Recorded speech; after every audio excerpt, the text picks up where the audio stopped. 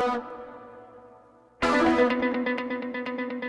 right, friends, I hope you're ready for some fun. Sam Mirejovsky here behind the What's Right microphone, as always, Monday through Friday, here on the What's Right Media Network. Now, I always try to step back from things and look at the big picture, because there's a lot going on. Obviously, today, a big story, huge national story in Minneapolis, in Minnesota.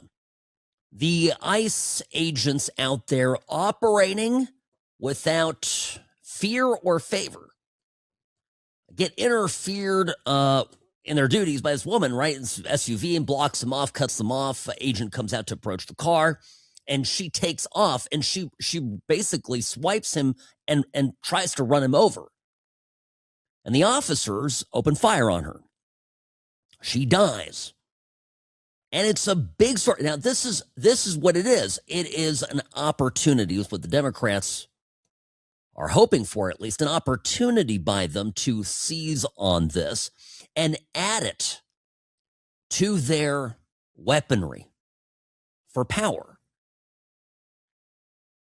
Now, I'm infuriated by this. I'm infuriated by it because, of course, these politicians, people like Jacob Frey, the mayor of Minneapolis, people like Tim Walz, even people like Gavin Newsom, are using inflammatory anti-Trump, anti-ICE rhetoric, are getting ordinary people whipped up into some sort of frenzy thinking they're standing up to Hitler or Pol Pot.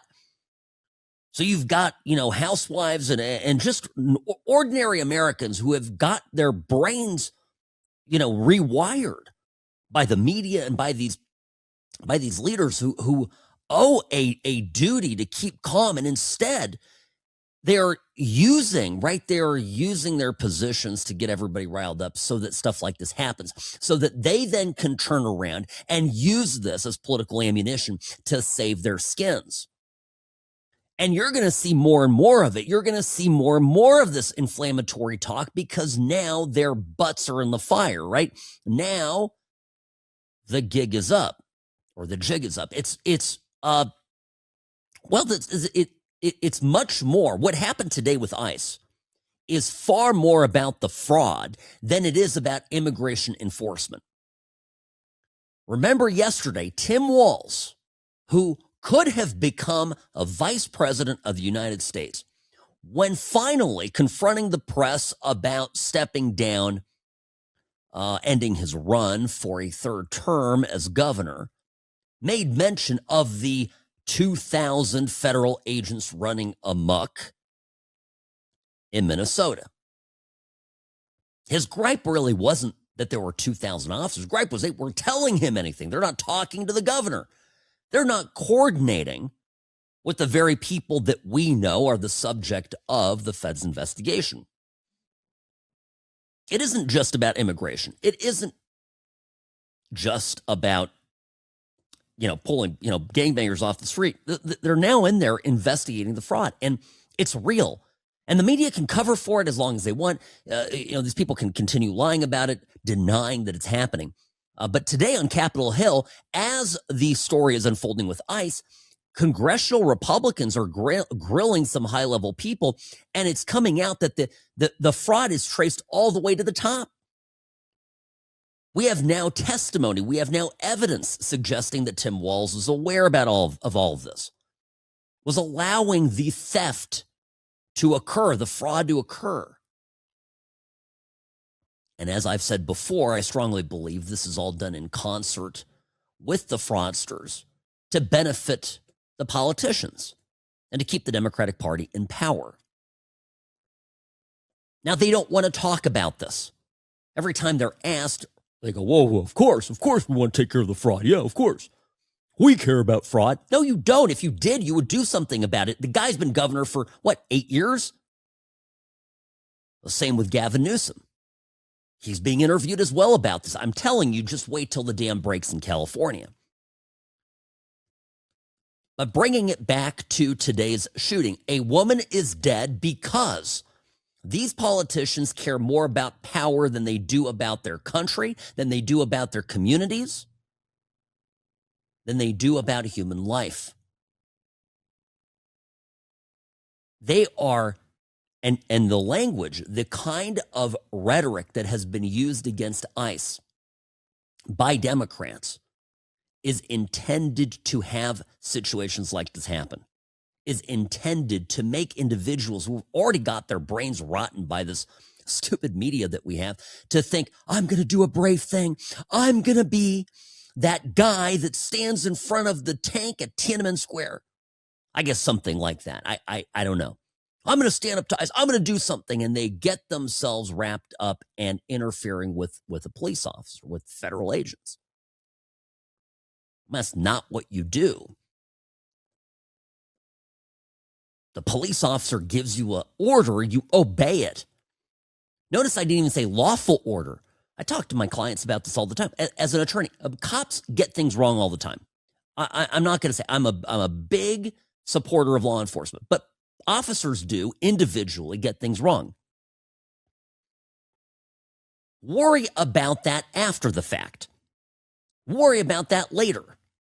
If a police officer tells you to pull over and stop, if they tell you to put your hands up, if they tell you to give them your ID, comply. The internet is filled with examples of people failing to comply, doing stupid stuff, and then getting hurt. And I review these videos. I'm a lawyer, and so people bring them to me and say, hey, Sam, what do you think of this? What do you think of that? I mean, 99% of the time, I'm like, yes, justified use of force. What the hell? This person had numerous opportunities to do the right thing. She was blocking the road. The lady that's dead in Minneapolis was blocking the road. Officers got out, told her to move out of the way. She refused. Okay, maybe they were going to go in to arrest her. They come up to the window. She steps on the gas and barrels toward another officer who's come out to the front of her car. In this scenario, I'm telling you as a lawyer, that vehicle is a deadly weapon. That's what we have. We have an assault by a deadly weapon. The use of deadly force by the police in this instant is 100% justified. And there are numerous videos from different angles.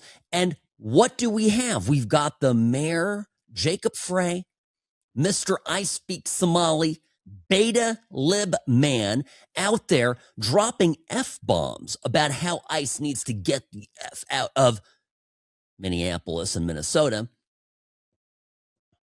saying he's seen the video and there was no justification.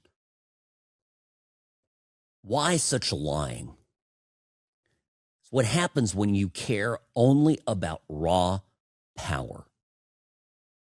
And they are fighting for survival, folks. And this makes the Democrats particularly dangerous. So let's unpack it today. By the way, I'll play the clip from the press conference. This was just, the guy was ridiculous. Frey is a complete clown. What are they doing in Minnesota? My mom, my parents, when they immigrated to the country, moved to Chicago, Evanston, and so they lived in the Midwest for a number of years. And my parents knew many people in Minnesota back in the 80s or late 70s, early 80s. My mom did some business travel out there. And my mom, every time I talk to her about Minnesota, what she says, I just remember Minnesota as being the most wholesome, all-American, the best of the best people. What the hell is this circus? I mean, you look at Walls, you look at Frey, you look at these egghead, alien-looking people from the Horn of Africa. What the literal F is going on here? And I always tell her, Mom, they had to break it because it was too American, because it was too decent. And the Democrats, in order to seize power in these places, have to do exactly what they did in Minnesota. They have to fundamentally change the nature of the place to take over. Because the people that are there would never buy into this kind of bullcrap. Sam Mirejovsky here behind the What's Right microphone. Folks, be right back in a moment. I'm the best. Personal injury law has been the same for a long time. The best. Big egos, greed, and sleazy schemes. We've had enough. Welcome to Sam and Ash, the new standard for personal injury law, where things are done the right way, because you deserve a team that delivers real support and results. When you have both, your whole world can change. Sam and Ash Injury Law, because you deserve what's right. Hi, Sam Mirejovsky here, behind the What's Right microphone. Friends, a word about what to do if you've been in an accident. If you or a loved one has been injured, step one, don't do it alone. Call Sam and Ash Injury Law, regardless of what state you're in. 800-304-2000. 1-800-304-2000. The number one reason for turning things over to a good lawyer like Sam and Ash Injury Law is because you do not want to get stuck at the end of everything owing money. It's really simple. A lot of times people, aren't looking for a big payout. I get that. But what really can happen is instead of a payout, you're paying in. They're taking money from you at the end of the case. You are owing money on your car that somebody else crashed into. Don't be that person. Be smart. Call Sam and Ash Injury Law today, the only law firm to trust for your injury case. Again, 1-800-304-2000, 800-304-2000, samandashlaw.com. That's the website, samandashlaw.com. I, of course, am the Sam of Sam and Ash Law, so you can see me there on the website. And of course, you can, I tell this people too, you can email me directly. You have my email, sam@whatsrightshow.com. That's my email, sam@whatsrightshow.com. Sam and Ash Injury Law, because you deserve what's right. Now I got another video here of the ICE-involved shooting in Minneapolis today. Obviously, I don't like to see people get killed. Nobody does. I love people. I even love the crazy liberals out there.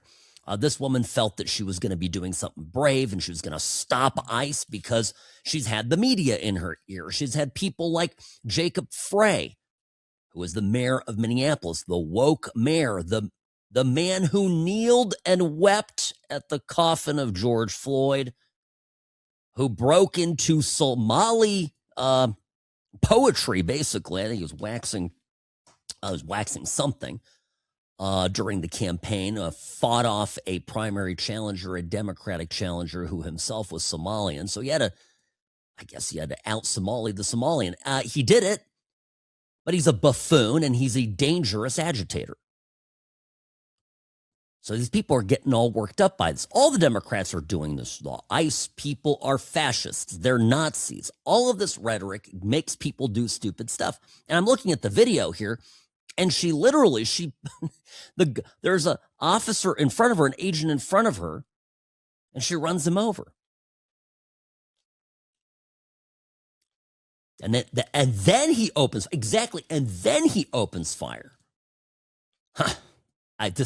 So nothing case. Now, what's going to happen? Are they going to, dare I say this? I'm going to get in trouble if I say this, Robbie, but I'm going to do it. Screw it. Is Minnesota going to Derek Chauvin this agent? Because trust me, that's what the mayor promised. There's a part in the speech, exactly where it happened after this fiery bit. Let me play this and then tell you what's going to happen. He promised justice for the innocent woman that was struck down by this out-of-control Trump thug. That was the gist of the conference. He went up there and ranted, which means they're going to go after the officer, hit him with state charges. It doesn't matter that he was a federal agent. This is frightening stuff. Listen to this. I do have a message for our community, for our city, and I have a message for ICE.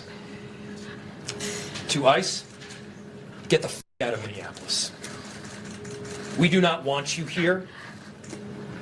Your stated reason for being in this city is to create some kind of safety, and you are doing exactly the opposite. People are being hurt. Families are being ripped apart. long-term Minneapolis residents that have contributed so greatly to our city, to our culture, to our economy are being terrorized, and now somebody is dead. That's on you. And it's also on you to leave. Okay, so get the hell out. Can I mention something here? What is this about simply, in simple terms? Yes, obviously the Democrats are they right now are looking to do anything they can to distract from the fraud allegations. Understood. But at its core, the Democrats keep speaking about these people that have been part of the community that are residents. Notice they don't say citizens. They don't say legal residents. They say residents, people that have brought diversity to the community. Families are being ripped apart. Who are these people? They're illegals. They're people that were brought into this country by the Biden folks that have, come through via, this mass migration organized via NGOs and the good folks over there at USAID. These are Democrat voters. The impassioned defense of illegals and exhortations against ICE by Democrats is all about protecting their voting base. The Democrats have been losing ground among Americans for a while. Basically, they're idiots, right? They've lost, the blue collar workers, their share of card carrying union members, right, has been going down year after year. The Democratic Party platform, popular, immensely popular, under, let's say, Bill Clinton, right? As recently as Bill Clinton, is gone. Obama wokeified it and turned it into some kind of racial, Festivus celebration, celebration of grievances against one another, stoked anger in this country, American on American, called everybody a bigot. And because it was the first black president saying that, my God, I don't want to be a bigot. Well, yeah, let's allow 15, 25, 30 million people into the country like that. Of course, I don't want to be called a bigot, not by the great Obama himself. And so it went. Trump 2016 wasn't an aberration. Trump 2016 was a cry for help by this country and a fight against it. It confirmed that the mood of the country was very much not with the Democratic Party as defined by Barack Obama. 2020 is a farce, right? At best, we don't know really, who voted how in that election, right? But Biden, senile, out to lunch, wandering around, drooling, having ice cream, was run and managed entirely by the Obama team. Biden was the third term Obama always wanted but never got. And what's the result? Well, here we have it. A resounding victory for Trump. And the victory happened because the mood of the country is not with the Democrats. And that's why the Democrats are pissed off and fighting and foaming at the mouth and super angry about ICE daring to enforce immigration laws. Because their only plan, really, at the end of the day, was to flood the country with voters and put them in the right areas and build for themselves a base of political support that could help them win Congress and eventually seize control over the government. This is all, I think, fairly straightforward and not even that controversial anymore. I mean, they'll never admit it. But the problem is that in fighting ICE, fighting against immigration laws, what are the Democrats doing? They're getting everybody all wound up and fired up. And now people are dying. And the Democrats, instead of feeling bad about it and going, well, whoopsie daisy, sorry, maybe we should tone it down, are amping up the rhetoric, right? They're amping it up. They're going to use this to further help their political aims. Sick stuff. Sam Mirejovsky here on the What's Right Media Network.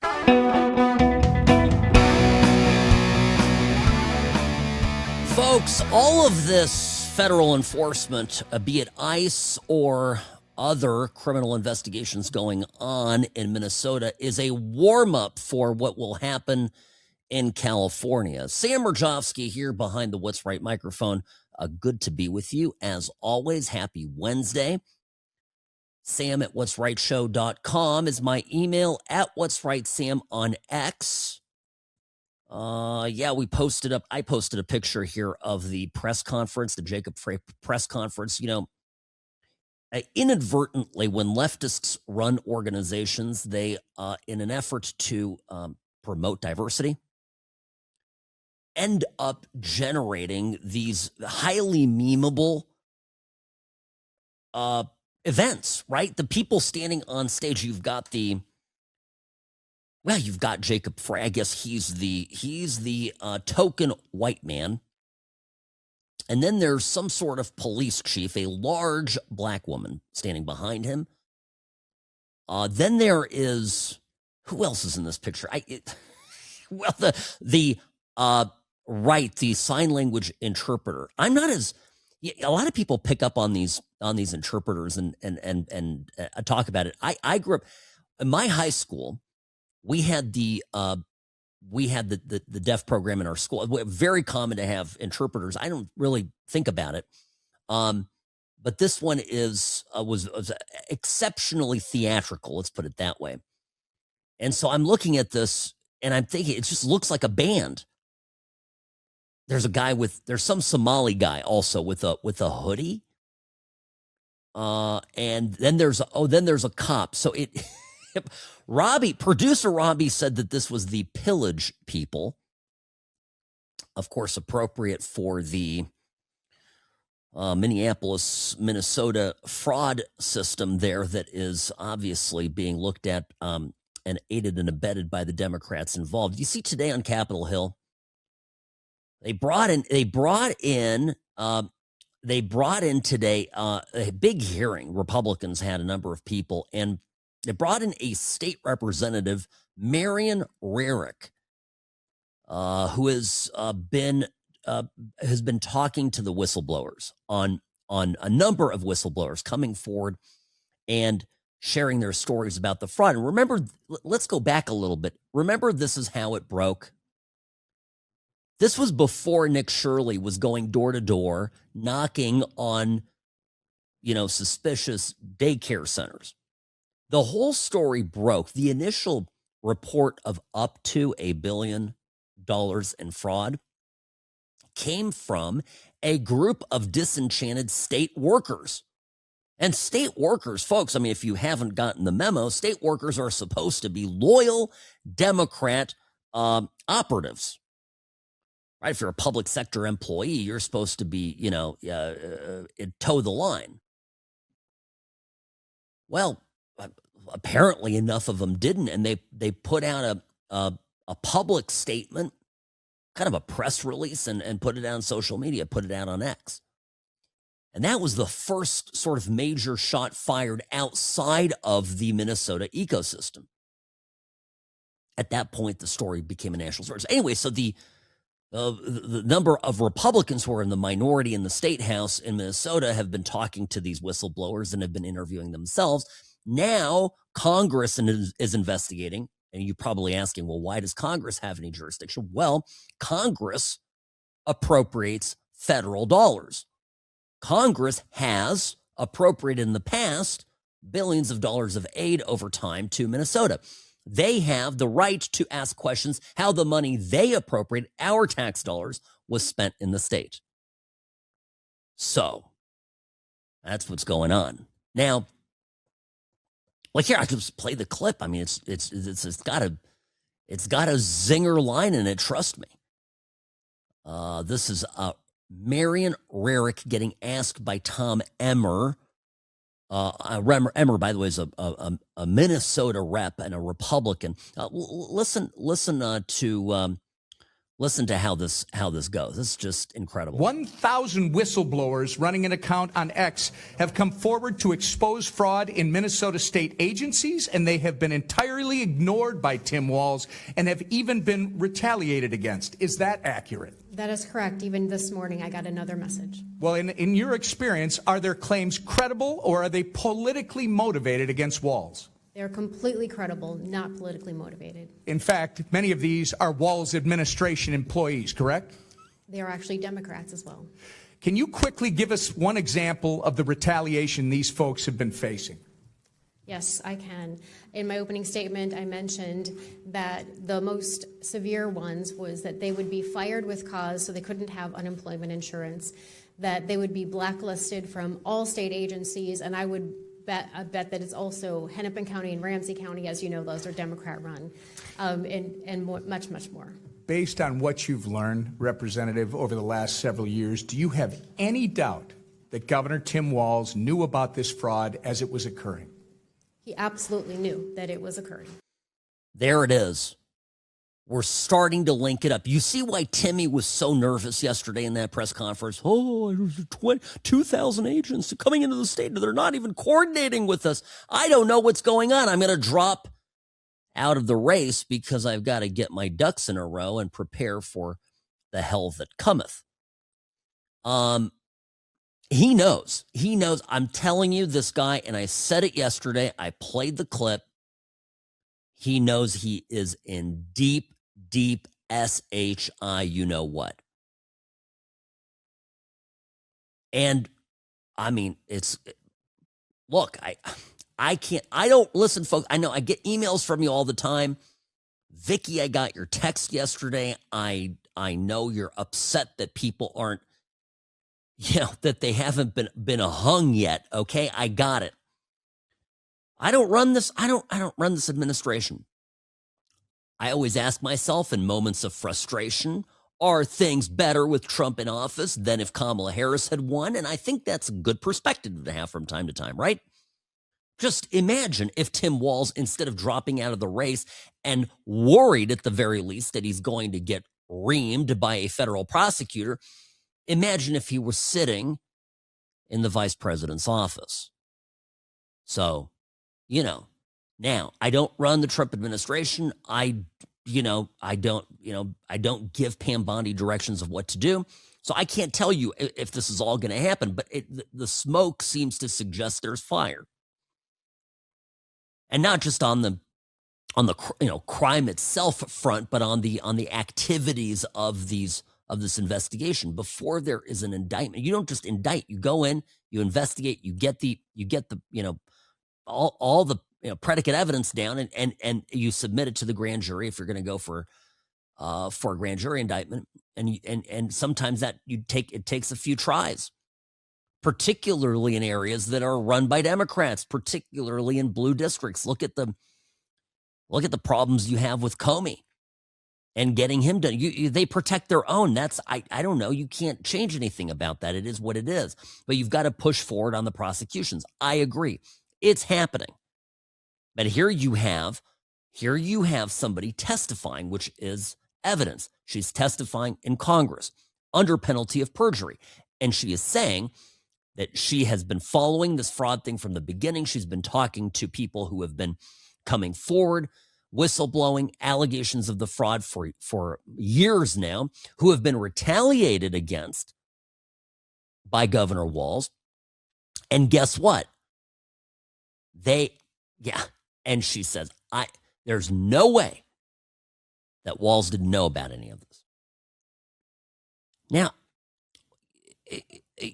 there's kind of two reactions here that I want to look at. Two reactions, because you've got the media reaction. You've got the media saying, well, there's no story there, and really you guys are just bigoted against Somalis. The Somalis are great. They're fantastic. They're the kind of people you want in your neighborhood. If you had a barbecue, you'd invite every Somali you had on your block because they're just great people, and stop being a racist, you jerk. And that version of it sounds sort of like this report from ABC on all of this, which, I'll call this the ostrich in the sand approach that the media is taking. This is $10 billion in federal funding that was approved by Congress to help hundreds of thousands of families pay for child care. The Department of Health and Human Services has now frozen access to those funds in 5 states with Democratic governors: California, Colorado, Minnesota, Illinois, and New York. But officials are not providing any evidence of widespread fraud at this point. Last week, the administration pulled funds for child care centers in Minnesota after a conservative YouTuber's viral video spread unverified allegations of fraud at daycares. And this comes as the cost of daycare and preschool nationwide for families is up 4.7% in the past year. That is almost double overall inflation. And like other recent cuts that we've seen to federal programs, this move will hit low-income families the hardest. Robin. Right. Those who need the help the most. Those who need the help the most. You know what you guys need to do over there in the media if you really care about poor people? No, I'm saying this. If these rich news anchors in New York actually cared about the poor, they would be even more incensed than we Republicans are at the billions being stolen from these programs. So spare me that. But this is sort of one approach. The other approach is the one that Gavin Newsom is using. Now, I'm going to bear with me. I got to take a quick break because Newsom, remember, Walz 3 months ago, Tim Walz was on the prospect list of Democrat candidate for president 28. He was. Now, you may think that's funny. I may think that's funny. We may think there was no chance in heck that little Timmy, Tampon Tim, Mr. Jazz Hands, with his obnoxious, so actually kind of a small word, obnoxious wife, that he had any chance. But the Democrats did, and he was completely out, right? Done. He is dead in the water. Newsom is the key front runner. And I'll get more into it also next hour because I'll play with Newsom because Newsom's getting asked about some discoveries in his own state, in California. And now, been saying a number of days, wait for that to break. All right, hang tight, folks. Quick break. Sam Mirejovsky here, the What's Right Show, brought to you by Sam and Ash Injury Law, the only law firm to trust for your personal injury case. 800-304-2000. samandashlaw.com, because you deserve what's right.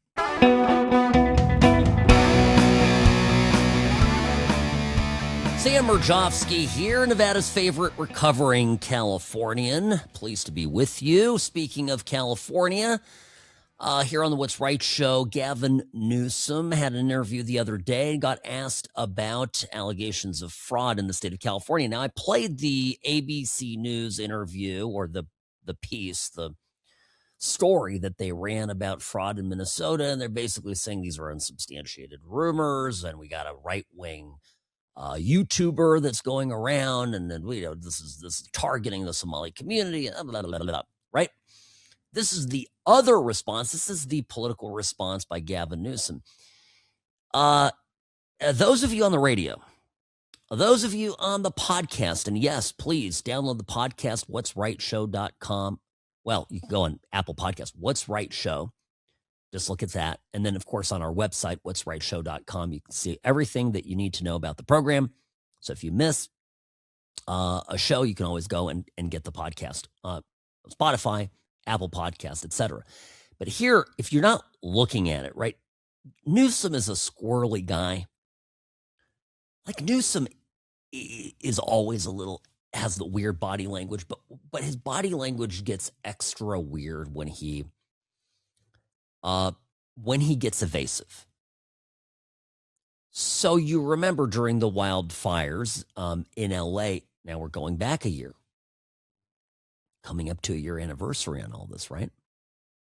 We look at it a year later, but you remember him getting asked about the developers in the aftermath, and he was like, did this little thing, this like almost like 6'7", little shimmy. I don't know.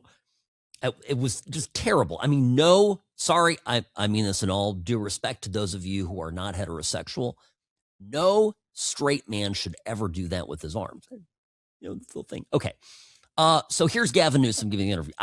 Those of you watching, those of you who are on Spotify or YouTube, everyone watching, you see what I mean about the body language. Caroline Levitt saying they might investigate fraud potentially here in California as it relates to this. Well, I think let's bring it on.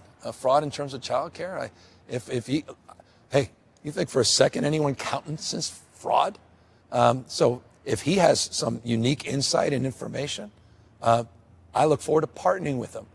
Can't stand fraud, can't stand waste and abuse, can't stand the kind of thing he has been doing in terms of our National Guard and the hundreds of millions of dollars of taxpayers' subsidies and funds that have been wasted on all of this illegal activity by this president. So I'm with you in terms of that. I'm with Caroline Levitt.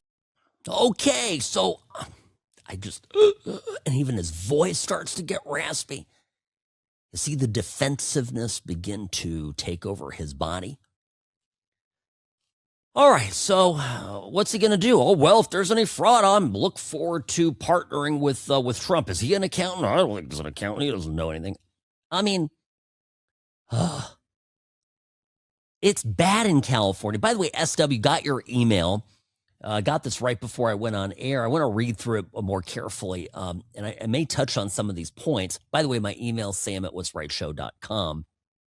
So, this is an email. I presume, SW, it has a number of examples of fraud, not just in Minnesota, but in California too. And I want to get to the California stuff because things have been coming out.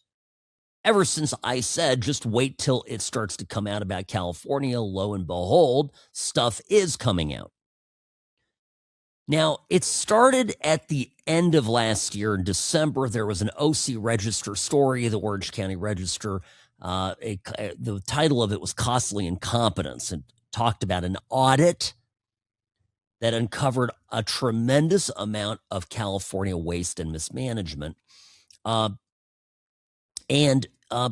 Basically, look, I mean, that we knew that. So I sort of put government not working efficiently in a separate category from willful, politicians willfully aiding and abetting criminal activity that defrauds taxpayers, be it state or federal taxpayers, and routes that money then in turn back to the Democratic Party coffers.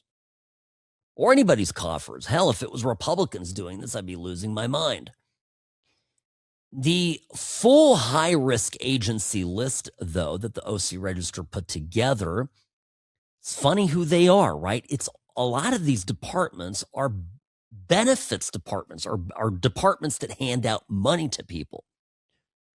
For example, top of the list, meaning these are agencies that are of particular risk of being mismanaged and losing money. California Department of Social Services, EDD, which is the Employment Development Department, so the people that handle paychecks, salaries, and uninsured, unemployment insurance. State Management of Federal COVID-19 Funds, yeah, that was a slush fund. Department of Healthcare Services, Medi-Cal, Medicare, right? So it goes. There is a licensed private investigator. Amy Reichert is her name. And she began doing in California what this guy was doing up in Minnesota. Nicholas Shirley. So yeah, what she did, and she went through and started going to individual care centers. Now, this is her reporting. These are allegations, but the BB Salma Family Child Care Social Services Evaluation Report, 2 surprise child care investigations, 2 empty rooms. And this goes back years, 2023, 2024. 0 kids present, 8 enrolled. Another place, the Hinda Family Child Care Social Services Center. Okay, let's see. 8 kids enrolled, 0 present, unannounced visit. I'm just going down the list, right? Enrolled, none found. Enrolled, and here's the thing. For example, just down in San Diego alone, under Biden in the last administration, the budget for the Child Development Association, this is one facility down here at the bottom. It went from 110 million to 222 million in San Diego County alone. And 99.8% of their funding comes from government subsidies. You think that many more kids got childcare? Or are they just buying more Rolls Royces? Yeah, that's what to talk about. Now, what's their playbook going to be to fight this? Yeah, I'm glad you asked. I'll get to that when we come back. Sam Mirejovsky here on the What's Right Media Network.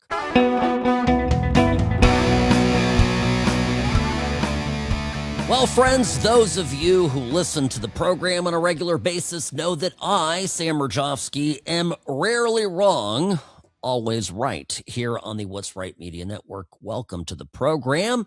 Sam at what'srightshow.com is my email. Questions, comments, concerns, complaints even, all are accepted.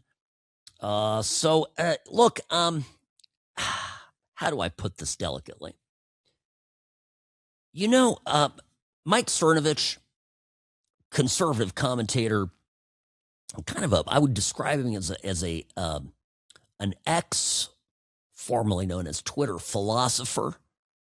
But one of the things that he said in the lead up to the election in 2024, he said, look, if we lose this thing, we'll all end up in gulags.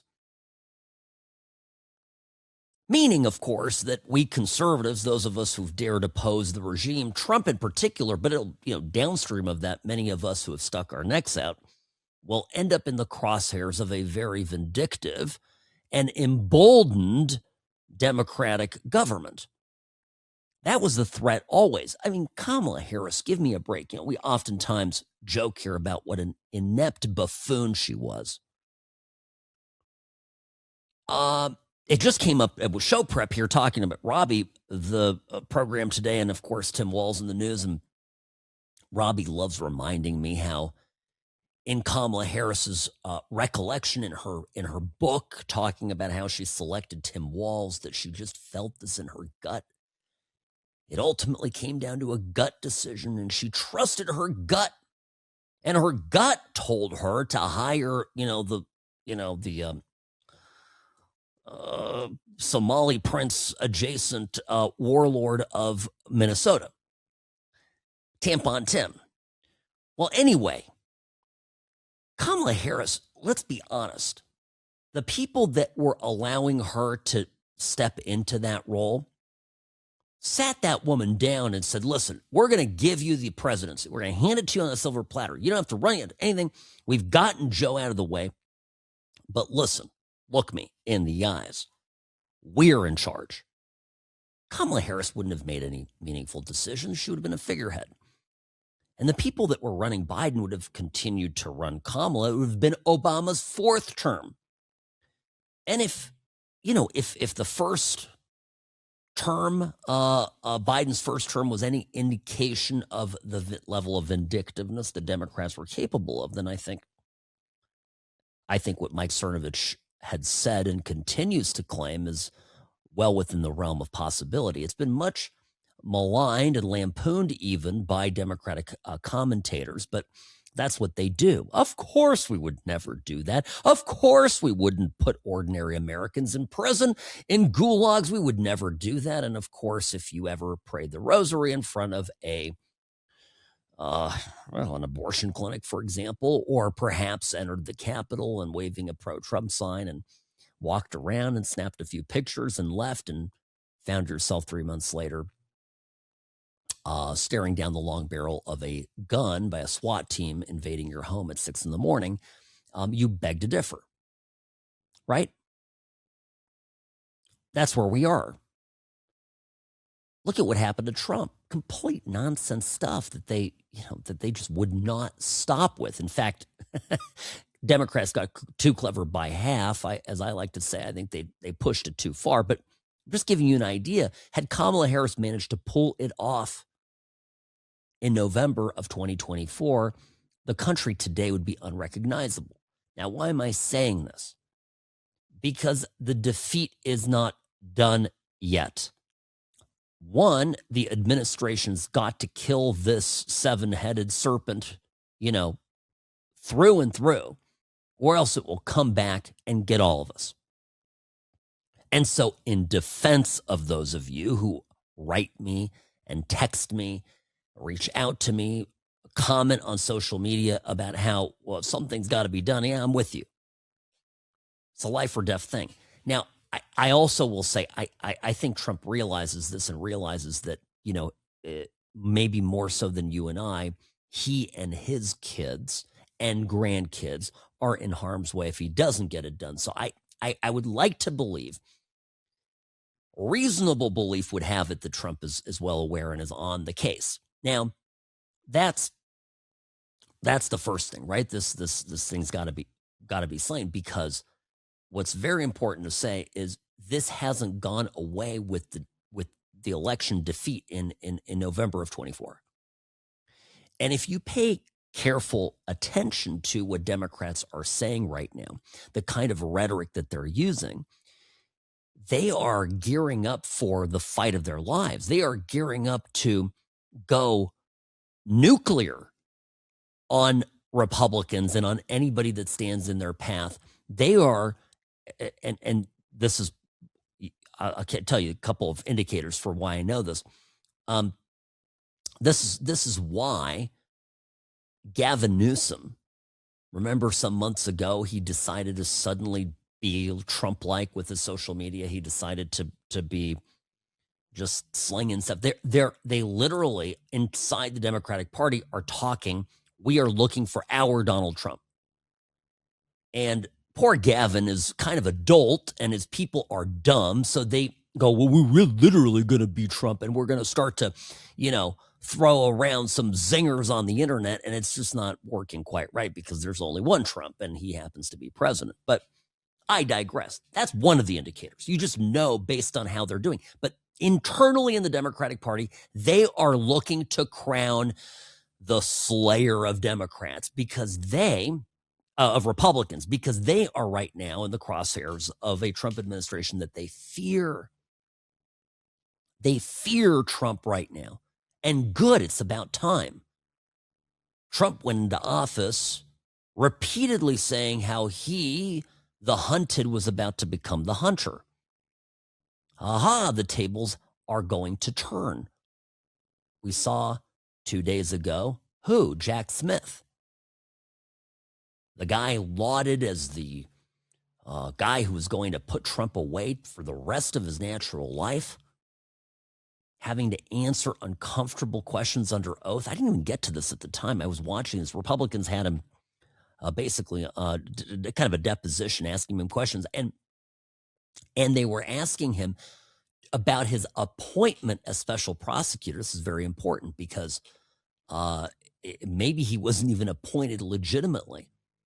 Do you see this part, Robbie? They were asking him, okay, so you weren't in America when you were appointed. No, I was at The Hague. Okay, so you were in Amsterdam. No, it's outside of Amsterdam. Okay, all right. You were in the Netherlands. Okay, yes, you were. And who came and swore you in? I don't remember. What kind of this guy is supposedly one of the smartest lawyers in the country, or so we were told. And somebody comes to him and says, Sir, we need you to go and become the chief inquisitor of Donald Trump, a man that you and we all hate. Right? This is a bunch of libs talking. We're going to get him. And I'm going to swear you in to be the top cop prosecuting Donald Trump. And you don't remember who that was? I don't know. I thought that was kind of interesting. So this is an example, right? He was the hunter, now becoming the hunted. All this stuff has to happen. And these people have to be vanquished, right? I talk about the seven-headed serpent. They got to be vanquished. Spear through the heart of the beast. I'm not advocating violence. I mean, legally speaking, these people have to be discredited. And Robbie, you raised an important point when we were talking about this morning. What happens, right? There's so much to investigate. And the media and the politicians are still playing this game, like, oh, I don't know what's going on. I don't know. This isn't real. We have January, what's left of the month, February, March, going up through November. We got the midterms. We have to prove this essentially before the midterms and lay bare the immense, the lying around the fraud to discredit Democrats and take away their political positioning on this stuff. Can it happen? Sure, it can happen. Does it explain why there's 2,000 agents on the ground in Minnesota and everybody there is freaking out? Absolutely. But some of the rhetoric coming out from Democrats and their operatives in the media, really, really, really concerning. And it should give you great pause about where we're headed if we cannot preserve this movement. Again, I think we will. I'll play one clip here when we come back. Sam Mirejovsky here on the What's Right Media Network. Stay tuned. You do not want to miss this next segment. Let me tell you that. The Sam and Ash team, they wanted me to have the best care. They had my interests at heart. I have an enormous amount of gratitude. I cannot say enough thank you.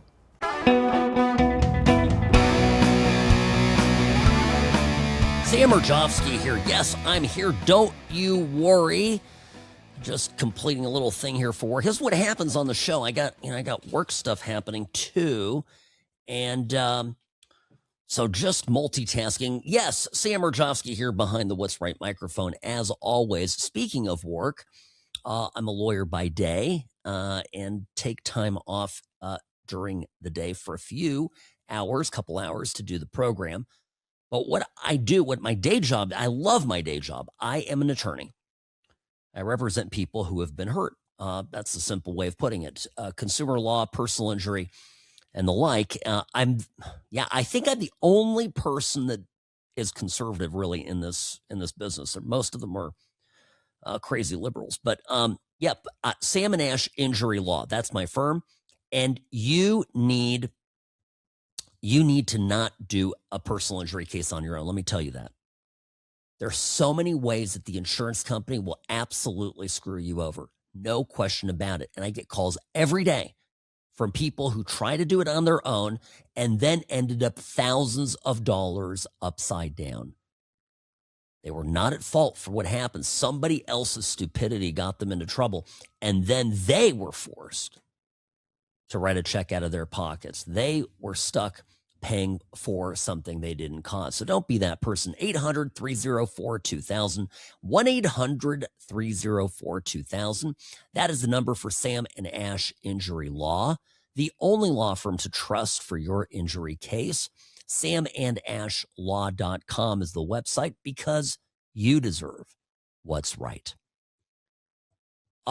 Here's a clip. This, what I was mentioning right before we went to break. This was a podcast, okay? But the person speaking here, this is a show. Mehdi Hasan is the commentator. This is a very well-known Democratic commentator in the U.S. talking about what he wants to see from a Democratic candidate running for president in 2028. From the candidate and from the president then himself or herself, whoever it is that ends up running for the office on the Democratic side. This is intense, but you need to hear it because this is what the Democrats are saying. Most of them on the quiet. Not Hassan. He says it out loud. I think the next Democratic president has to be ruthless. Not just president, next presidential candidate. The 2028 Democratic primaries have to showcase a group of politicians who are running for office to not just fix things, not just offer a bright new future, not just running on a change platform, but are running on a platform to prosecute and punish the people who broke the law. What we saw over Christmas with the Somali fraud nonsense, the video from this right-wing YouTuber that went viral, all these people jumping on, attacking the Somali community. That is all engineered by people like Elon Musk. The algorithm does that. And I think I said this recently to John Favreau on Twitter. I said maybe I'm only half joking when I say this, which is the next Democratic president should run on a plan to prosecute Elon Musk. That would, I mean, they would easily go to the top of the pack. They would immediately go to the top of the polls in the Democratic race. So the first Democrat who comes out and says, "My first act as president is to prosecute Elon Musk." Donald Trump's talking about preemptive pardons. Good. He should be talking about that because that means that they are afraid. And Steve Bannon said recently that if we lose the next election, some of the people in this room are going to be in prison, including me. Good. Wow. Take it seriously. Take it seriously. These people are vicious. This is what the Democrats are talking about. And I know there's probably one or two of you at least who are saying, Sam, come on. This is just one guy. He's a Brit. He's an immigrant to this country. He doesn't have our traditions. This is just one guy, and he's not that well known. Although I'd argue that Mehdi Hasan is a prominent political commentator on the left. So don't take it seriously. And I say, listen, let me put it to you in other terms. How many people in your friend circle, in your social circle, or at work, or somewhere, celebrated Charlie Kirk being assassinated? And then tell me if you're going to be all that surprised that Democrats are openly talking about taking down Elon Musk. I remember when Musk had his little hissy fit with Trump. And what did I tell you at the time? I said, this is so unnecessary. I think we as Republicans feel like the parents are arguing. It's not nice. We don't like this kind of internecine fighting internal fighting when we have a existential threat, meaning the radical left. And we've got the rise of democratic socialists like Mandani in New York, who has gone on to become mayor, actually win that election. And there'll be others like him across the country who will take on the mantle of radicalism. They will take on the mantle of communism. They will become, and they have been, and look at Mandani, become openly confiscatory in his rhetoric and now in practice, talking about imprisoning the most consequential American businessman in my lifetime, in our era, Elon Musk, because he is conservative and is a threat to the Democrats' power base. Why do they have to destroy, by the way, why do they have to destroy Elon Musk? I got asked that the other day. Why do they don't have to destroy him? Sam, come on, stop being a conspiracy theorist. Well, they have to destroy Elon Musk for the same reason they had to destroy Trump. Now, they so far have not been successful with Trump, and I doubt they'll be successful with Musk, but it's possible, right? The reason they have to destroy them is because they need to prevent the next Trump from coming along. The next populist, the next outsider that wants to come into the government, take a wrecking ball to everything that politicians on both sides have created to benefit themselves at the expense of the American people. That guy, the next Donald Trump, who poses the next biggest threat to the status quo, he or she, whoever that person is, needs to think in their heads. Remember what they did to Trump. Remember, he spent the rest of his life in prison. They took away all of his wealth. They confiscated his properties. His kids went to prison. His life is over. I'm not going to do that. I'm not going to run for office. I'm not going to stick my neck out. Why would I? The reason they want to destroy Musk is so the next billionaire that goes, you know what, screw it. I don't care about my stock price. I don't care about my stock price. I'm going to speak the truth. I'm going to fight for what's right. I'm going to use my platform and my money for the betterment of the country. We got to prevent that from happening. We need to keep all the billionaires on our side, on the establishment side. keep them towing the line. This is how the Chinese are, right? This is how the Chinese communists are. Keep all the billionaires in line. If they step out, bam, they're gone. They're in prison. They're getting arrested and executed. It's the same in Russia. That's what these people are. They're just like Russians. They're just Putinists or Chaicoms. But this is how they think. This is what they're talking about. They are fantasizing about having an avenging angel run as a Democrat. Now, is that avenging angel going to be Governor Gavin Newsom? Well, we'll see how the next year shakes out, because the stuff that comes out in California may be, just absolutely disaster for the Democratic frontrunner. But 2028 is ages away. You never know. We might even get somebody much worse than Gavin Newsom. Mark my words. All right, Sam Mirejovsky here on the What's Right Media Network. Back in a moment. Don't go anywhere, folks.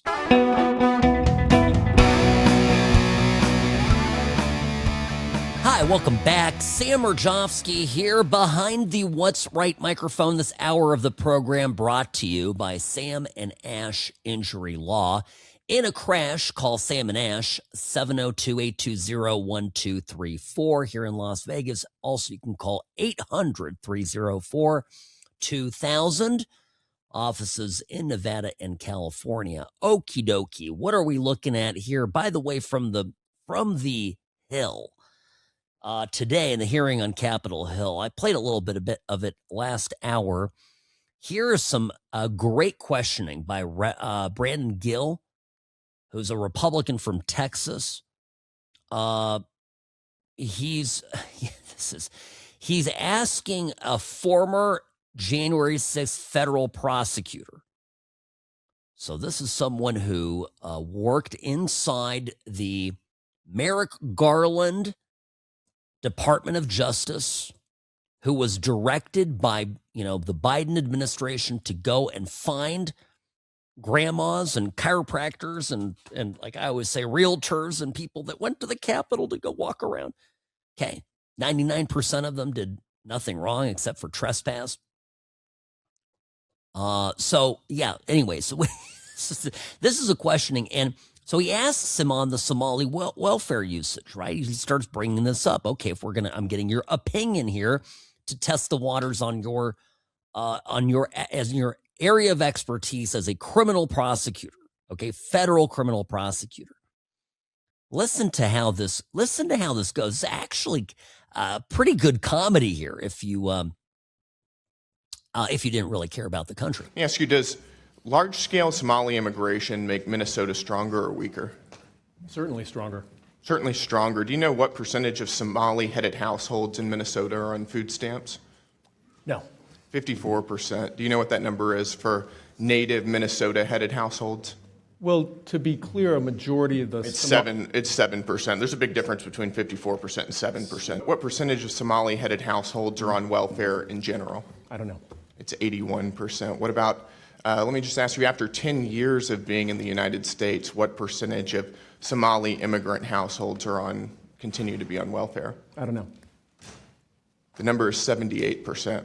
So even after 10 years, 78% of Somali immigrant households continue to be on welfare. Do you know what that number is for native Minnesota-headed households? You're using the phrase native Minnesotans. The majority of Somali Minnesotans are as Minnesotan as any of us. They were born in the United States. Nevertheless, the welfare usage is astoundingly different. Again, I keep trying to... It doesn't sound like something that makes our country stronger. It sure doesn't. And remember, I mean, we talked about this yesterday. I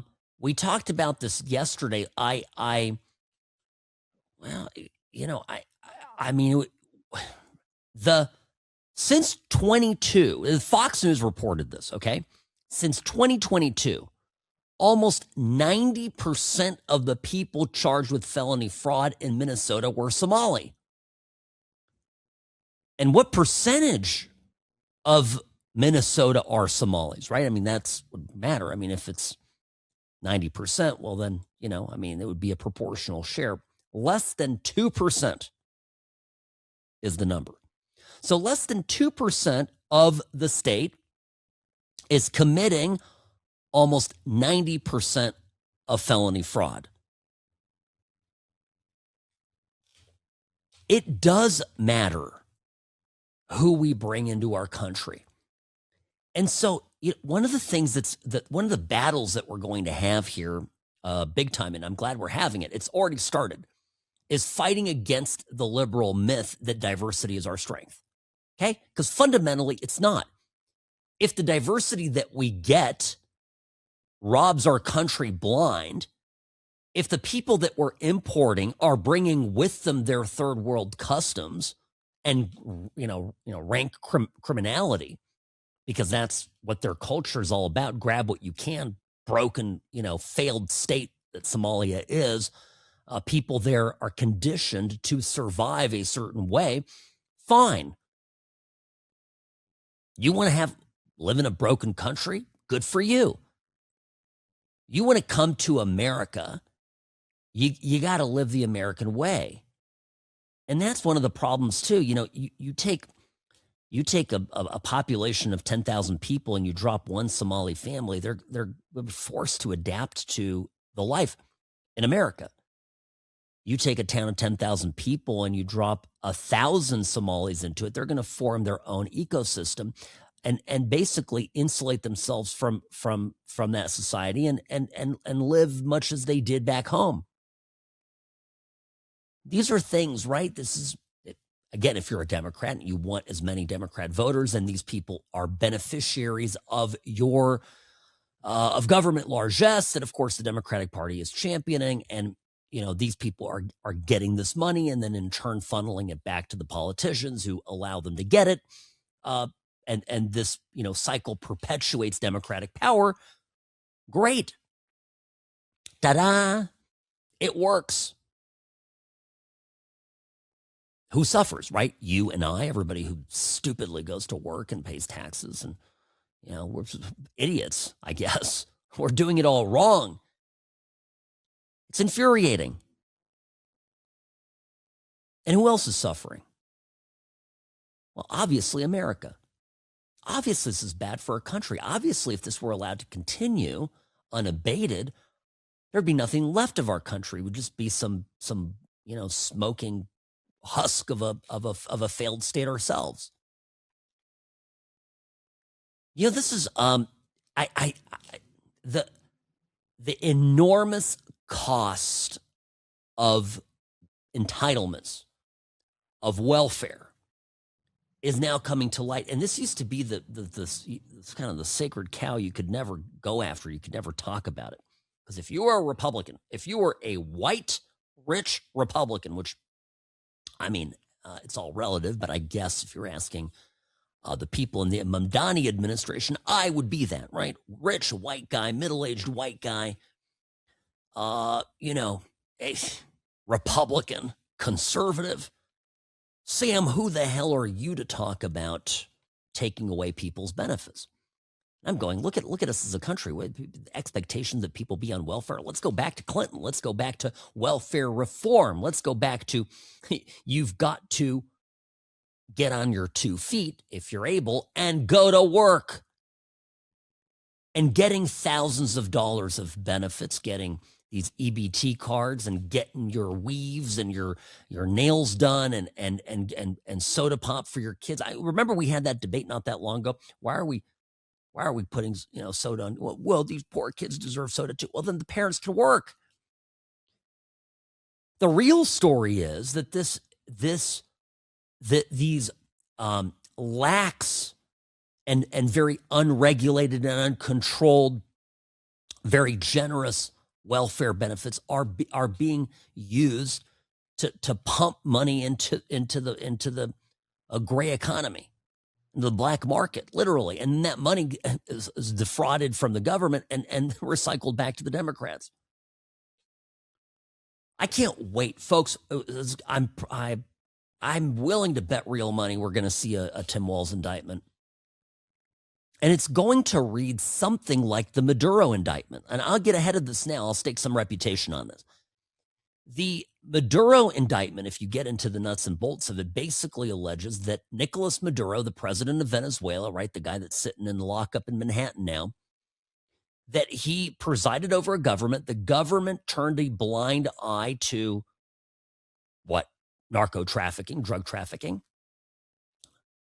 In some cases, more than a blind eye. They actually aided and abetted it. They gave diplomatic passports to drug traffickers.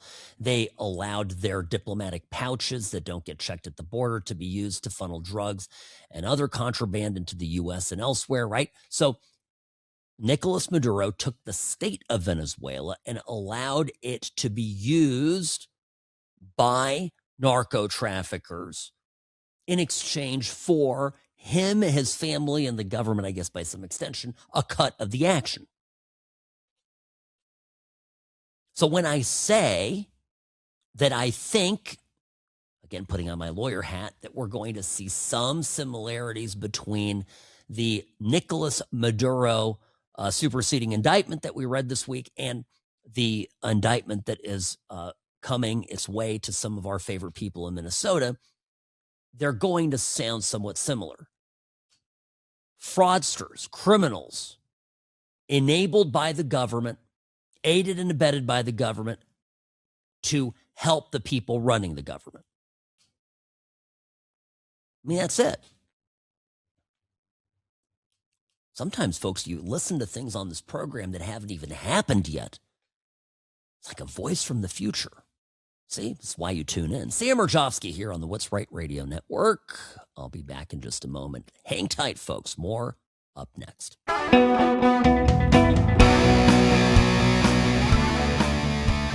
Hi, welcome back. Sam Mirejovsky here on the What's Right Media Network, speaking about the fraud in Minnesota that is atop of everyone's attention. Last night on a video posted online on X, Dr. Oz, Health and Human Services, obviously this is important, on federal response to the Minnesota fraud.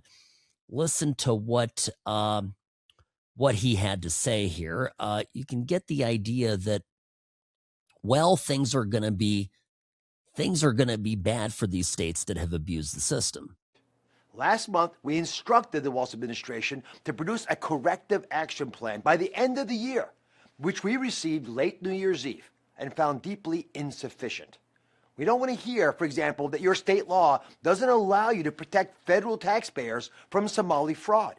Until we can verify what is legitimate, we're going to defer payments for the 14 programs that the state itself identified as rife with fraud. That figure could be in the hundreds of millions of dollars. The state mismanaged its program, and federal taxpayers should not be held liable. We should note that Governor Walz has a rainy day fund with plenty of money to cover any real shortfalls in the unlikely event these actions affect beneficiaries directly. This, my friends, is about holding Governor Walz accountable and making him take the steps he should have taken years ago. We can't allow further theft of federal taxpayer money from 49 states to underwrite fraud in Minnesota. Yeah, sorry. By the way, Oz is serving as the administrator for Medicare and Medicaid. So actually, he's directly responsible for these payments. So they're stopping the flow. And what we're going to see, and you've already seen it here at CBS News in between I get the CBS News feed during the news breaks here so of course they're chiming off about this. Oh, Trump is cutting off aid to these governments. You see that it wasn't arbitrary. They asked for an accounting. They're entitled to get that accounting. And they're getting sort of jerked around, to put it colloquially. You know, it's interesting. And their responses, some of these responses, again, back to the Hill, because all this is now getting looked at by congressional Republicans. I'm glad they're on it. There was who was this nut job? Was she from, I think she was from Emily Randall from Washington, of course, a Democrat.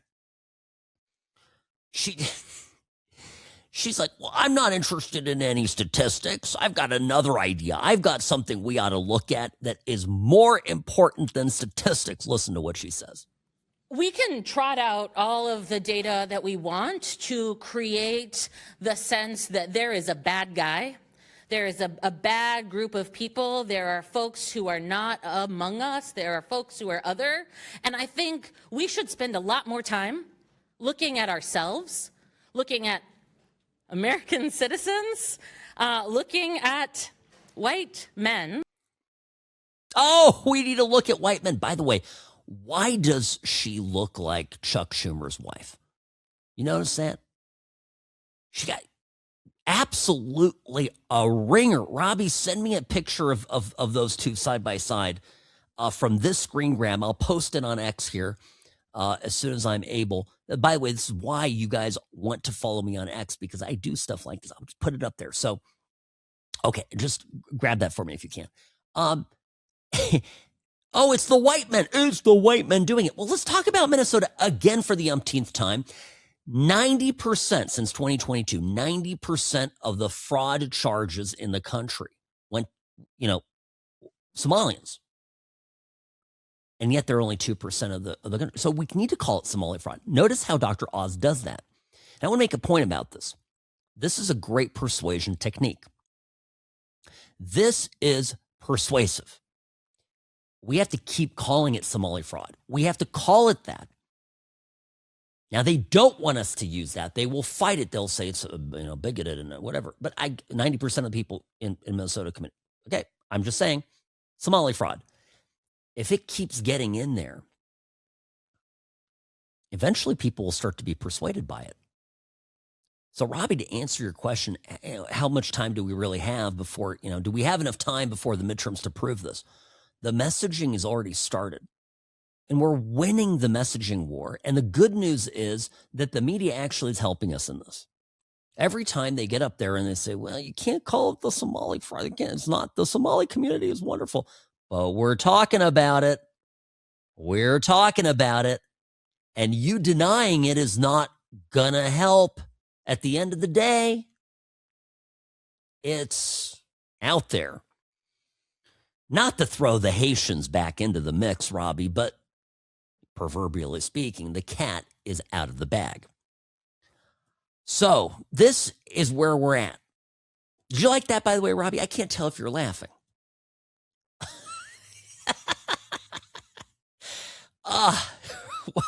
Well, it was another thing, right? It was another example during the campaign, the Haitians eating the cats, And no, they're not. No, the Haitians are not eating the cats, but all people heard as the media was poo-pooing the story, all they heard was Haitians, cats, eating cats. I mean, it was what came out in the messaging. And then lo and behold, there was some Haitian lady arrested for eating a cat. I mean, barbecuing it, literally catching it in the backyard. So, oh boy, just good stuff. Let me tell you, it's going to be, the next months are going to be epic. Are you excited? Again, to those of you who are feeling down about things, perspective, my friends, perspective. We could have had Kamala Harris and Tim Walz, on Pennsylvania Avenue. Instead, Tim Walz may be inside of a federal courthouse pretty soon. That's big. That's significant, okay? What else is good? Look at the people. Again, look at the people inside the Trump administration. Look at the all-stars that we have. We have generational talent. We have a bench. We got a lineup ready to go in 28. The debate we are having is it JD or is it Marco? That's the debate we're having. Right? What do the Democrats have? They're fighting. I think all of their shenanigans are catching up to them. Their machinery is getting unraveled. It all started with Musk finding the fraud inside USAID, and then it's been unraveling from there. Act Blue, let's go after that. What a fraud-riddled disaster that is. But when you start to disassemble your opponent's fundraising, their cash flow, back to the Maduro analogy, Trump's really started to destabilize the Venezuelan regime by going after the drug boats. That's why everybody on the left was freaking out about that. You go after that's how they were making their money, right? They're getting cold, hard U.S. dollars by selling coke made in Venezuela, mostly in Colombia, but selling it via Venezuela, using the government and government-trained actors and supported actors. Anyway, we cut off their money, cut off their financial, flow of cash. And Trump is methodically doing this right now with the Democrats. You understand cutting off the federal funding for these daycare centers? All of these multimillionaires who have big houses and big lifestyle and everything, all of a sudden they got nothing. And they're all the people that are funding Tim Walz. They're all the people that are funding Frey. They're all the people that are funding that whole cesspool. You have any idea about the extent of the panic? So when you see the clip and hear the clip, celebrated by the left, Mayor Jacob Frey in Minneapolis told ICE to get the F out.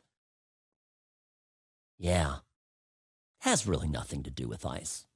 His entire world is unraveling. Boy, I'm telling you, perspective, my friends. Life is good. Sam Mirejovsky here on the What's Right Media Network. I'll see you mañana.